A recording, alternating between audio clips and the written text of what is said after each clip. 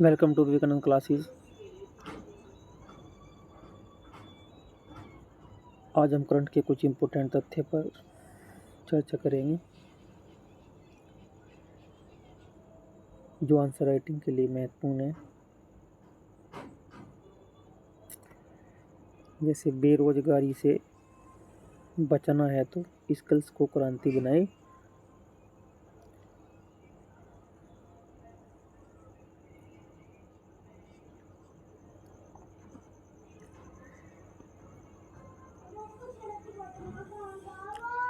World economic forum की एक future of jobs 2023 शीर्ष की एक हालांकि रिपोर्ट सरकार और करोड़ों युवाओं खासकर टेक्निकल प्रोफेशनल के लिए वेकअप कॉल है। रिपोर्ट के अनुसार अगले 5 वर्षों में दुनिया के 140 करोड़ जॉब्स कम होंगे। शारीरिक श्रम की विस्थापित करने में बड़ा योगदान एआईएन के आर्टिफिशियल इंटेलिजेंस और रोबोट का होगा। नौकरी से हाथ धोने के एक खास वजह होगी नए कौशल की कमी, लिहाजा 44% युवाओं को जॉब में बने रहने के लिए स्किल को लगातार ढालना होगा।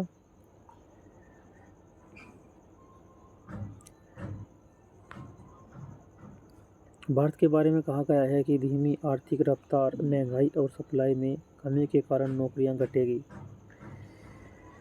योजनाओं को यह नहीं भूलना चाहिए कि हर वर्ष 1.50 करोड़ युवा भारत में जॉब मार्केट में और जुड़ जाते हैं। पहले से बेरोजगारी की स्थिति बदतर है। भारत में नौकरियां घटने लगी तो अगले 5 वर्षों में संकट कल्पना के परे होगा। यानी कि संकट इतना होगा कि जिसकी हमने कल्पना भी नहीं की थी। इस नए संकट से निपटने के लिए युवाओं के कौशल विकास के क्रांतिकारी कदम उठाने होंगे। कृषि क्षेत्र में उत्पादकता बढ़ाने के लिए अगर मशीनीकरण को प्रोत्साहित किया तो ग्रामीण युवाओं के सामने भोजन तक का संकट पैदा हो जाएगा। चीन की तर्ज पर लघु उद्योगों का जाल बिछाना और दिमाग के लिए युवाओं को स्किल ट्रेनिंग देना अच्छा रास्ता है। इससे एमएसएमई सेक्टर का जीडीपी में योगदान बढ़ेगा। चिंता यह है कि एनएसएसओ की ताज़ा रिपोर्ट के अनुसार भारत में 39 करोड़ युवाएं 15 और 27 साल में हैं, में से 13 करोड़ हर तीसरा न कोई शिक्षा ले रहा है न कोई प्रोफेशनल ट्रेनिंग। ऐसे में देश की वास्तविक हालत और न बिगड़ने देने का एक ही तरीका है तकनीकी शिक्षा को क्रांति बनाए। ये रिपोर्ट के द्वारा तैयार किया गया एक नोट्स है जिसे पढ़कर अपने हिसाब से आप एक अच्छा आंसर राइटिंग कर सकते हैं। एक दूसरी रिपोर्ट आई, निराशा करता है पिछड़ेपन की।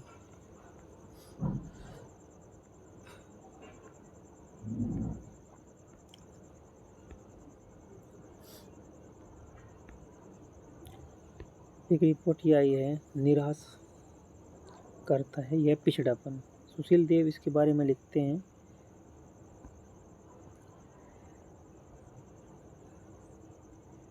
फ्रीडम इंडेक्स में भारत एक बार फिर पिछड़ गया। विश्व की मीडिया निगरानी संस्था रिपोर्ट विवादित बॉर्डर्स आरएसएफ की हालांकि रिपोर्ट के मुताबिक 2023 में भारत विश्व प्रेस स्वतंत्रता सूचकांक में 161वें स्थान पर आ गया है। यह कोई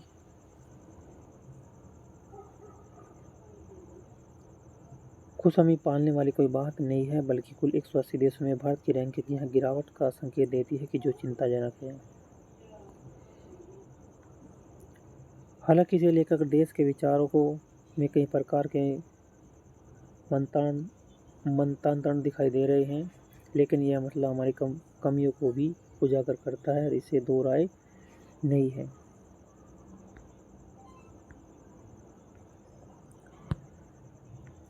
दरअसल एक लोकतांत्रिक देश में जो होना चाहिए वह सरकार जिस तरह का दावा करती है उससे हम लोग बहुत पीछे जा रहे हैं। पाकिस्तान, श्रीलंका और अफगानिस्तान भी हमसे आगे हैं।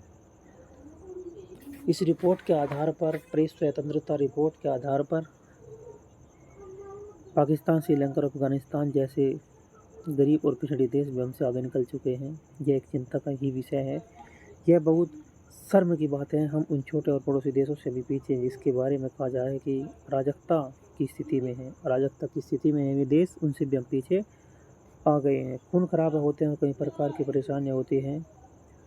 कुछ वर्ष पहले हम श्रीलंका का हर्ष देख चुके हैं। पाकिस्तान से जिस हालत में उससे कोई छिपा नहीं है, उसके बावजूद रैंकिंग में हम अगर पीछे चले गए तो कहीं ना कहीं हम में गड़बड़ी तो है, और उस गड़बड़ी को कैसे दुरुस्त किया जाए, ये खास बात है।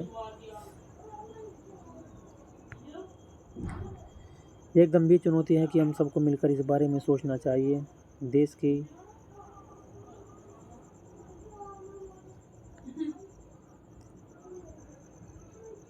देश के नीति निर्धारकों को यह गंभीर होना पड़ेगा कि इसे कैसे सुधारा जा सके। हमने इस संसार में सरकार की भूमिका व जिम्मेदारी को बढ़ जाती है। मतलब साफ है कि वैश्विक तौर पर भारत के लिए यह एक अच्छे लक्षण नहीं है।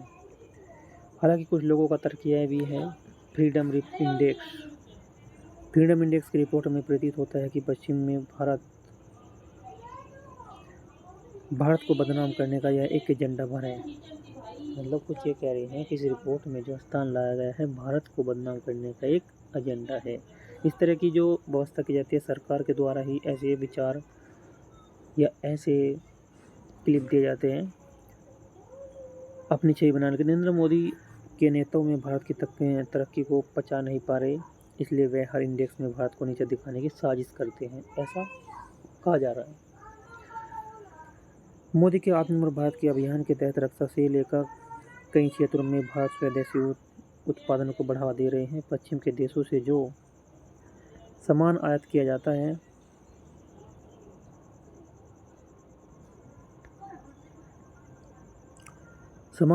उस पर अब लगाम लग गई है। यही वजह है कि यूरोपीय देश भारत और पीएम मोदी की छवि को नकारात्मक बनाने में जुटे हुए हैं। तर्क यह है भी कि हाल ही में अमेरिका के सहायक विदेश मंत्री डोनाल्ड लू ने भारत में प्रेस की स्वतंत्रता और दुनिया की सबसे अधिक आबादी वाले देश में लोकतंत्र का समर्थन करने में पत्रकारों की भूमिका की सराहना की है। कहा गया है कि भारत एक लोकतांत्रिक देश है क्योंकि भारत के एक पास एक स्वतंत्र प्रेस है जो असल में काम करती है। ऐसे में इस फ्रीडम इंडेक्स पर कैसे विश्वास किया जा सकता है? कई लोगों को रिपोर्ट हासिल किया जाने के तरीके पर भी सवाल उठ गया है।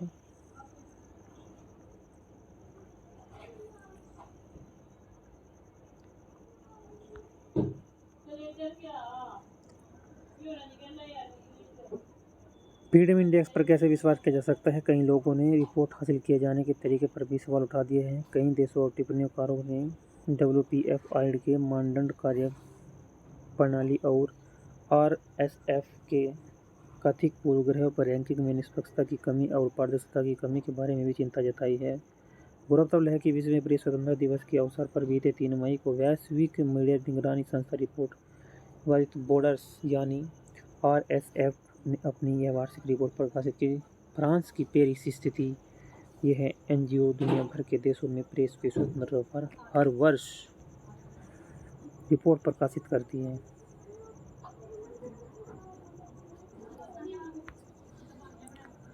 रिपोर्ट में विश्व प्रेस स्वतंत्रता सूचकांक में भारत की स्थिति पर चिंता जताई है। रिपोर्ट में कहा गया कि अन्य देशों स्थिति को सूचना के मुक्त प्रवाह की खतरनाक रूप से प्रतिबंधित करती है या नेताओं के साथ घनिष्ठ संबंध बनाए रखती है।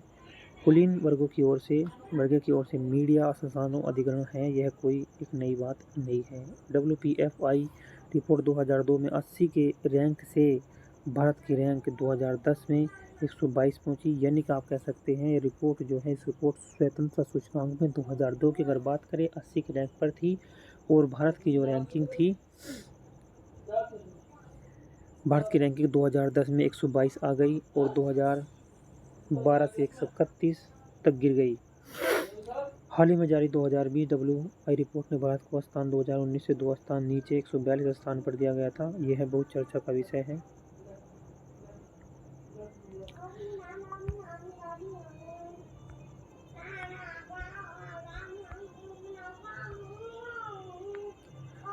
और मीडिया कर्मियों, राजनीतिक दलों, सरकारों, नौकरशाह और सोशल मीडिया पर यह भी बहस इस प्रकार की WTO कार्यप्रणाली पर करीब से नज़र डालने की आवश्यकता है। एक तरफ भारत को विश्व गुरु बनाने की बात करता है और दूसरी तरफ फ्रीडम इंडेक्स में पिछड़ते जा रहा है। हाल दौर में खासकर प्रधानमंत्री नरेंद्र मोदी के शासनकाल में यह दावा किया जा रहा है कि हम बहुत चीज़ों में आगे हो गए हैं। इस रिपोर्ट के बाद यह सब थोड़ा तर्कहीन लगता है। उधर आंकड़े बताते हैं कि अभी हम उस पायदान पर नहीं पहुंचे जिससे हम खुद को इतना सबल और सक्षम देखा जा सके। अभी भी लोकतंत्र के लिए असमानताएं हैं। अभी भी लोकतंत्र के लिए